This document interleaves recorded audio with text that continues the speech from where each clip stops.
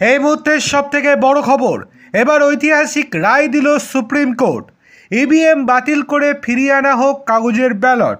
ইভিএমে কারচুপি করা সম্ভব, এই অভিযোগ তুলে কাগজের ব্যালটে ভোটদানের ব্যবস্থা ফেরানোর জন্য সুপ্রিম কোর্টে আবেদন জানিয়েছিলেন কে এ পাল নামে এক ব্যক্তি।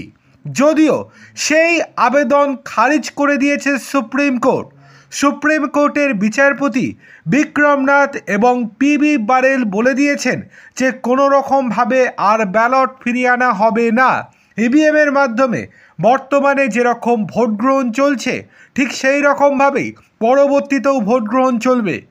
এই আবেদনের যৌক্তিকতা নিয়ে কার্যত প্রশ্ন তুলে দিয়ে দুই বিচারপতি আরও মন্তব্য করেন, যখন রাজনৈতিক দলগুলি ভোটে যেতে তখন তারা ইভিএম নিয়ে কোনো অভিযোগ করে না, কিন্তু ভোটে হারলেই ইভিএম নিয়ে সরব হয় তারা। মামলাকারী কে এল পাল আবেদনে জানান, চন্দ্রবাবু নাইডু এবং ওয়াই.এস জগনমোহন রেড্ডির মতো নেতাও অতীতে ইভিএমে কারচুপির অভিযোগ করেছেন।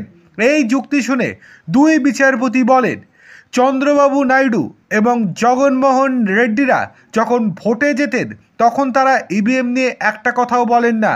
ভোটে হারলেই ইভিএমের ত্রুটি দেখেন তারা। এটা আমরা কিভাবে দেখব? এই সব নিয়ে চর্চা করার জায়গা সুপ্রিম কোর্ট নয়। আবেদনকারী আরও দাবি করেছিলেন, ইভিএম গণতন্ত্রের পক্ষে বিপজ্জনক। আমেরিকার মতো দেশেও যেখানে কাগজের ব্যালটে ভরসা রাখা হয়, সেখানে ভারতেও সেই পথেই ফেরা উচিত বলেও আর্জি জানান ওই মামলাকারী। এর জবাবে দুই বিচারপতি বলেন, গোটা বিশ্বের থেকে আমরা যদি ব্যতিক্রমী হই তাহলে ক্ষতি কী?